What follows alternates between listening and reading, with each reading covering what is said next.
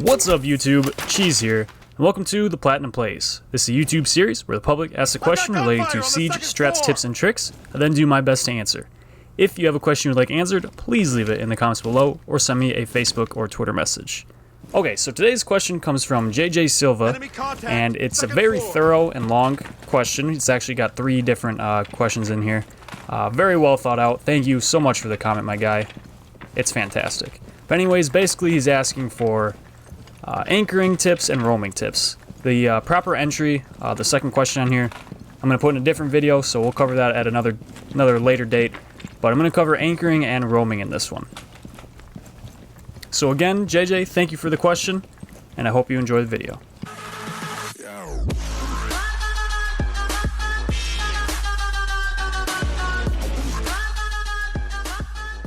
Alright, so the first thing I want to cover is roaming, because I know a lot of you guys like to roam. It's a pretty attractive thing to do in Siege, just because it's more fun, you get into action sooner, you're kind of running around trying to be sneaky. Well, a lot of people do that anyways, but I want to cover the first things, the 2 different types of roaming that you have, right? So here we are in Border. This is a very vertical play map, right? Now, when you are playing Bomb and you're defending downstairs in the workshop, a lot of times, you know, you make your rotate hole here, and then what I like to do, or what you'll see a lot of good teams do, is blow hatches, like both hatches, and then we'll go up top, and we're gonna make a bunch of kill holes. So normally this wall I will reinforce, make a bunch of kill holes upstairs, that one so I can watch the window, this one so I can watch this corner over here, and then finally this one so that I can watch the door plant. So now I've got all the holes covered up. You can even make, you know, a hole right up above the window, which is not bad. Now, the whole reason I'm going over this, and the reason I picked Border, is because this map is high on roaming, but not the kind of roaming that you guys are probably used to. So there's 2 different types of roaming, like I said earlier. One type of roaming is, you know, when you're kind of just, you're running around the map, you're kind of on your own, you might have people watching cams for you or whatever, but you're not trying to hold down any specific area. You're kind of just being very flexible and very versatile and just trying to burn up time and be elusive. This type of roaming, the one that I'm doing right now, is holding down an area. So technically anybody who is playing off objective, so off site, is a roamer, right? So if the save, like I said before, the site is downstairs in workshop and you have 2 or maybe 3 people playing up here, they are technically all roamers because they're playing off site. The nice thing about where they're playing though is if someone were to say die on site or the time is ticking down, they can easily, you know, drop a hatch and now they're back to being an anchor. So they can play this kind of flex role between anchor and roamer, which is really helpful, especially on a map like Border, where the vertical play is so valuable like this. So a lot of times I like to come up here, I'll make my kill holes, I'll play sight, but from above. So I'm technically a roamer, but I'm actually holding down an area. So you can either hold down an area as a roamer or you can waste time. But your main 2 kind of objectives are to either waste time as a roamer or to hold down an area. What I like to do most of the time is hold down an area, because that's just how I like to play. But a lot of people enjoy roaming and actually burning their time. But something that I see a lot of people do, especially in like lower ranks, is they will push. They push immediately, right? So for example, they see where the attackers are coming in from, and they push it. Which, you know, that's okay to a point, because denying entry into the actual building itself is not bad. You know, that's kind of a job you can do as a roamer. But your main priority when you're roaming is to waste time, right? It's not necessarily to even get kills or to do anything like that, it's just to waste time. So you want to make the attackers have to worry about you. They need to be under constant worry that, hey, he can flank us, he can come from behind, he might be around this corner, whatever. You need to make the attackers drone you out push you and stay elusive. So a good team, right, when you're attacking, a good team is going to clear roamers first. That's going to be the first thing they do. But if you're a good roamer, you're going to make that take a while. So if you ever watch Pro League, a lot of times they'll play roaming where they're just trying to burn up time. Like they'll be super far away from sight, they're getting droned out like crazy, and they're just trying to waste time. If they get a pick, that's a bonus, right? That's a big bonus. I mean, it's not bad. So when you're roaming like that and you're wasting time, if the attackers are good, eventually they're going to get you backed up into a corner and they're going to get you stuck. So you're not going to be able to rotate anymore. They're going to have a crossfire or something like that. And then in that case, you need to take the confrontation hand on, right? Like you just need to try and get a kill, try and do something, try and deal some damage, anything you can. But your main priority, like I just said, is to be elusive and waste time. Unless you're doing a roam like on the border where you're playing up top, where then you're just trying to keep control of upstairs for as long as possible. Eventually, you know, you might get overloaded, but you should try and hold it as long as you possibly can, and then when time starts to tick down, you fall back to sight.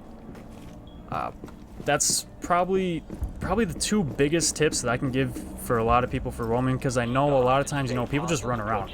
They run around, they don't really have a plan set out, they pick a 3-speed op, they hide in a corner, and they just run around. Which, you know, that's okay, but you could be doing so much more, right? So just burning up that time. Time is probably the most important thing in Siege, one of the most important things in Siege that, especially as a defender, is on your side. So try and burn up time.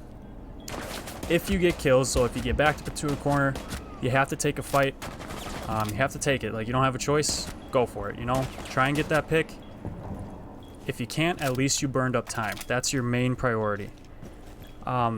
If you have a team where, you know, they don't really roam clear, they just kind of let you do your thing and whatever, and they just push sight, like they're completely focused on objective, then you flank. Obviously, you know, they might have somebody flank watching if they're smart, and you have to be careful of that and try and catch them off guard, I guess. So if you can, burn up time. If you have to, take your gunfight. If they completely leave you alone, then you flank, or work your way back to objective in like the last 30 seconds or whatever, and try and get some picks. Try and help out your team. There's no point in you staying on the other side of the map when there's like 30 seconds left, right? Because you're not helping your team then. You're not doing anything. You're just completely useless. So try and make your way back to site and be helpful in the last 30 seconds. And keep that pressure applied to the attackers. And you want to be that little feeling in the back of their head that they're worried. They have to be nervous about you constantly. That's the type of attacker you want to be. You burn up time and they're just always worried about you. When you're roaming, you should have somebody on cams. So I'm going to cover this when I cover anchors, tips, and tricks. But when you're roaming, somebody should be on cams for you, giving you callouts. If all the cams are gone in the building or whatever, which, you know, is going to happen when you play against good teams, then you just have your teammates give you calls on where they're pushing from so that you as a roamer can flank that. But anyways, we're going to switch over to anchors here really quick. I'll see you guys in a second. Okay, so on to anchoring. Anchoring is probably one of the roles that I play most often, and for the simple reason that it's super important, right? Anchoring does not get enough credit. Anchors are like the offensive linemen of a football team. They do so much that people just don't notice because they're not always the ones who are fragging out and getting kills. So as an anchor, your job is to hold sight and stop/delay plant, right? Those are your two jobs. And, you know, if you're anchoring, you should make sure that your sight is set up correctly. That's kind of like a side job that you have. You should make sure that your rotations holes are where they need to be, the kill holes are where they need to be, mirrors are set up right. That's on you, right? If you need an anchor, or if you need a roamer to make a rotation hole for you with an impact or something, you need to call that out and have good communication with your team. But anyways, your jobs are hold sight and delay plant. If you're a roamer, or not a roamer, if you're an anchor who, you know, isn't busy bandit trapping or something like that, you should be on cams. If you're not busy, you should be on cams. And the reason you should be on cams is so that you can, like I said before when I was covering roamers, is so you can give callouts to your roamers. So you hop on cams, you let them know where the roam clears are coming from, give them callouts You might even be able to get catch somebody on drone or something like that, and your roamer can flank and get a free kill out of this. So always, always, always, if you're anchoring, you know you're in a pretty decent safe spot. There's people kind of watching over you. You don't have a whole lot to worry about at the beginning of the round. You should be on cameras for your roamers. Something else that I see and that JJ kind of covered is that when you're anchoring, you shouldn't necessarily always play the predictable spot, right? So you shouldn't always play in that predictable corner at that predictable head height that's prone to pre-fire. Obviously, if you're playing like behind a mirror or something like that, you don't really have a choice, right? Because you're using that mirror to your advantage, and it's probably watching something pretty valuable like a plant spot, and so you need to play behind that mirror. That's important, and you need to cover that. And it kind of puts you in a predictable kind of situation, but you don't really have a choice, and you just kind of have to rely on your teammates, your other anchors who are playing on site to help you out. One really big thing that I didn't cover for the roamers, but I probably should have, is when you are roaming, depending on the type of roam you do, you should have, on average, 2 roamers, right? On that border roam that I showed, that one you can kind of do 3 because, you know, your rotate back to objective is super fast and clean. And if an anchor gets picked off early or something, you can rotate right back and fill in their hole. So you should, on average, have 2 roamers on like a regular objective besides that border one, and 3 anchors on site. Now, the reason you want to have 3 anchors on site is because if they just decide to rush something, you need to have the manpower to stop that. Because so if they just say, hey, we're going to rush 4 people in this one window, you have to have the firepower to be able to stop that. Because once they take that site control, once they clear that out, it's very hard for your roamers to come back and retake the objective. That's something that's very difficult, especially on sites where, like, if you're running a Mira or something like that, it's almost going to be impossible. I'm not going to say impossible because nothing is impossible in Siege. It doesn't matter what the situation is. You can win anything. But big thing, you know, you should always have 3 anchors on average, depending on what your situation is, your hold, and 2 roamers. Again, you should be on cams for your roamers if you're not doing anything. One of my favorite things that I want to say about anchors is people think they're really boring because they don't have a whole lot to necessarily do at the beginning of a round. But if you're smart and say you're on cameras giving callouts, that's something you can do. That makes the game more fun, and it's going to make you a better player and make your teammates a better player. But another thing you can do is you can bandit trap. That's my favorite thing. Honestly, that's my favorite thing. You can bandit trap, you can cage trap, you can impact trap. There are so many things that you can do as an anchor to keep the site locked down. And the best thing about being an anchor is you can be more fluent than if you're a roamer. So if you're roaming, you know, more times than not, you're going to be probably a 3-speed operator, someone who's fast and can get around the map quickly, right? Because you don't want to be slow and get locked down into a specific area too easily. Although that's not like 100%. So you could be like a roaming rook or something around those lines. It's not like you don't see that happen. It's just not as common, right? You can still do it, just not as common, and it may be not as smart depending on your play style. So when you're playing anchor, though, you can be anything. You can be a 3 armor or 2 armor or 1 armor. It doesn't really matter. You can be however fast. Anchor is a very fluent position that you can play with basically any operator. So Jaeger can be a roamer, right? Jaeger can be a roamer. Sorry for my phone going off in the background. Jaeger can be an anchor. Rook can be an anchor. Mira can be an anchor. Those are, you know, your obvious anchors. You could have Bandit be an anchor, right? Even though he's 3-speed, him bandit trapping is super valuable to your team. And the MP7 is nuts, so it's not like he can't be an anchor. You can always kind of have these operators. You know, you have your guys like Rook, Doc. They have their ACOGs. They're usually sitting on site holding an angle. And, you know, people find it boring being an anchor because they hold an angle the entire time, right? They hold an angle the whole round, and that's basically all they do, which then I see why they think it's boring, because that's a very boring thing to do. Yes, there is a time and a place for holding an angle on a doorway, especially if you know someone's going to peek this, they're going to push from here, whatever. Hold your angle, that's fine, but you shouldn't be holding an angle the entire round, and you shouldn't be sitting in a predictable corner the whole round. You can be more fluent than that. So as an anchor, you know, you should be kind of moving around sight. If you're playing behind a mirror or something, obviously you should stay there. But if you know they're not pushing from somewhere right now, you check the other ways. Check the other entry points to site.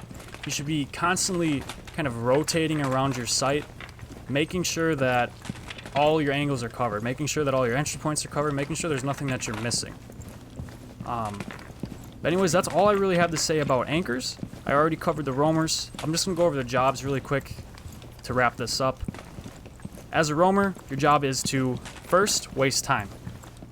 And then your job is to hold down an area. So if you are, like I said, playing above border, hold down that area, rotate back to site.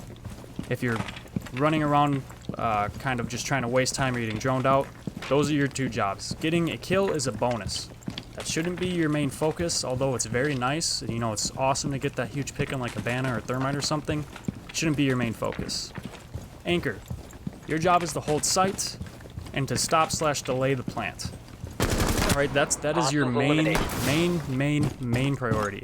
Is to keep the site okay for as long as possible, right? That's really about it that I have to say about anchoring and roaming. I hope that helped, guys. Again, you know, be fluent when you're anchoring, right? Don't always sit in a predictable angle. You can kind of move around site. Not to say that holding an angle is bad, but there's a time and a place for that, and it's not the entire round. But anyways, thank you guys so much for watching. I appreciate all the support. I hope this answered your questions, JJ. I'm going to cover your last question in another video, but thank you for the comment. It was very well put. Anyways, as always, most importantly, never forget